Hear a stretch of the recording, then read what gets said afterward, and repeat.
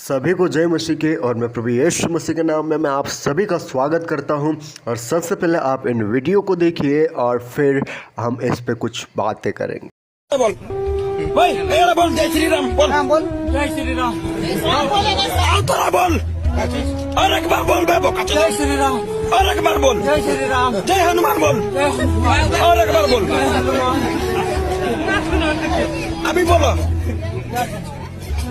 अभी बोला मैं क्या करना है तब का चला सही बोल रहा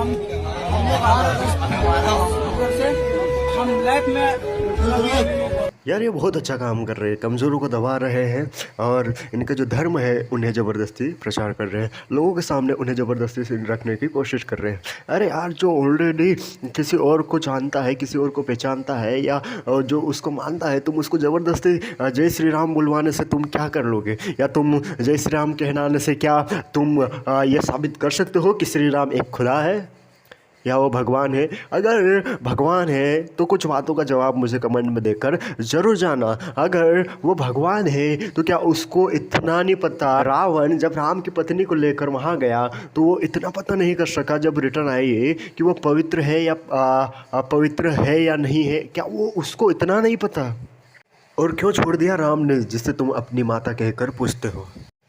और भाई, जिस प्रकार से तुम मारते हो ना, ये धर्म परिवर्तन करा रहे हैं, ये करा रहे हैं, फलाना करा रहे हैं, वैसे ही तुम पर भी कई सवाल उठ सकते हैं। अगर उठाना चाहो तो मैं 2-3 क्वेश्चन ऐसे भी उठा सकता हूँ कि अगर पार्वती के मेल से गणेश का जन्म हुआ, तो जब उसकी मृत्यु शिव ने करी तो वो फिर से नहा के या फिर से उस मेल से वो गणेश को फिर से बना सकते थे या जिंदा कर सकते थे, फिर वो चीज़ें क्यों नहीं हुई? और मेरे खुदा के लोगों के ऊपर बात आई है ना, तो ये भी सुनते जाओ कि भारत बीफ एक्सपोर्ट करने में कितने नंबर पे है, यानी जो गाय का मांस है उसे एक्सपोर्ट करने में कितने नंबर पे है। आप देख के चौंक जाओगे कि भारत दूसरे नंबर पे है, जिसे योगी आदित्यनाथ या आप लोग जानते होंगे, योगी की सरकार में सबसे ज़्यादा यूपी सरकार वो बीफ को एक्सपोर्ट कर रही है, जिसे तुम अपनी माँ कहकर पूछते हो। और तुम्हारा सनातन धर्म है तो कुछ बातों का इनका भी जवाब दे के जाना कि श्रीलंका का नाम श्रीलंका कब रखा गया, और उससे पहले जो भी यहाँ पर रामायण लिखी गई उसमें श्रीलंका का नाम क्या था, ये भी बताकर ही जाना।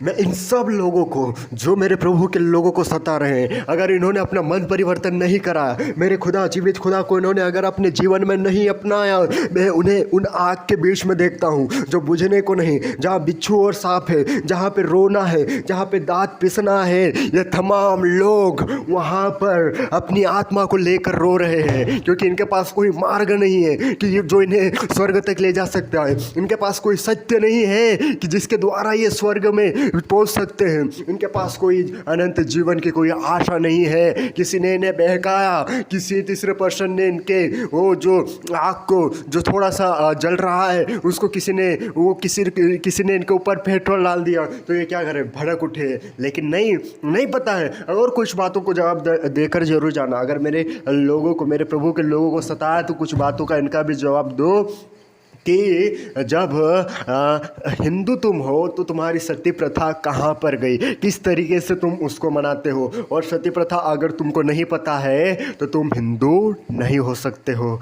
और हिंदू किस प्रकार से जीवन जीते हैं और हिंदू को क्या क्या करता है ये भी आप जान लेना। अगर तुम्हारे जीवन में राम है तो वो अपने माता पिता का इस प्रकार से आदर करता था, और अगर तुम अपने अंदर झाँको तो तुम अपने माँ बाप का आदर नहीं करते। कई ओल्ड एज होम में पड़े हुए हैं। सो ये that is the different of Hindu and जो क्रिश्चियनिटी है, इसमें बहुत ये कहना चाहिए कि एक डिफरेंस है। और अगर लड़ाई झगड़े की बात कर रहे हो तो हमारा खुदा हमको ये नहीं सिखाता है कि तुम इनको मारो कूटो, ये नहीं सिखाता।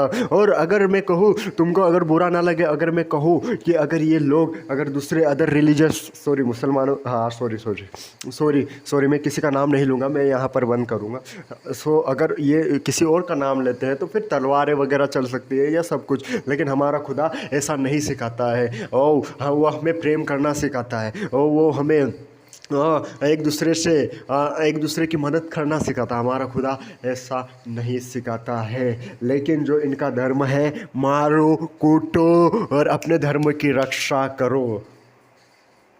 ऐसा नहीं है क्रिश्चियनिटी कमज़ोर है, क्रिश्चियनिटी कमज़ोर नहीं है। हमारा जो हम जो है हमारा जो युद्ध है वो आत्माओं का युद्ध है। हम प्रेम से सारी दुनिया जीतना चाहते हैं भैया। और तुम भले किसी को भी, कई ऐसे ऐसे लोग हुए हैं जो तुमसे पहले भी कई प्रभु के दासों को सता, लेकिन उनका भी अद्भुत रीति से जीवन बदला और उन्होंने भी कहा कि हाँ यीशु ही एक जीवित खुदा है।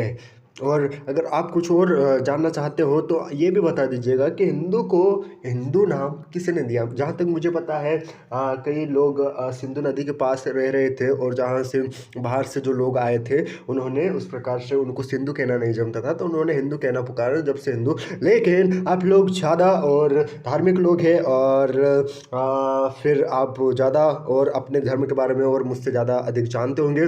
सो प्लीज़, और मैं भी एक हिंदू था लेकिन मैंने अपने जीवन में सच जाना और वो सच कभी छुप नहीं सकता है। जो जीवित खुदा है वो तुम्हारे मारने से, या तुम पूरे इंडिया में भी अगर पूरे तमाम जितने भी क्रिश्चियन हैं उन लोगों को मार भी डालो तो कुछ फ़र्क नहीं पड़ेगा। जो सच है वो लोगों तक पहुंच कर ही रहेगा। और मन फिराओ, क्योंकि जो हम हमारे आसपास देखते हैं वो इस जीवित कलाम में, बाइबल में पहले से लिखा हुआ है, वो तमाम प्रकार की चीज़ें सही हो रही है। अगर तुम नहीं मानोगे तो फिर अगर मन फिराओ, स्वर्ग का राज्य निकट है। सत्य को ढूंढो, जीवन को ढूंढो, मार्ग को ढूंढो। मेरा डिबेट यहीं पे ख़त्म होता है। और सभी मसीह जितने भी भाई बहन लोग सताए गए हैं या अलग अलग प्रकार से जो भी हुआ है उनके लिए प्रार्थना में जरूर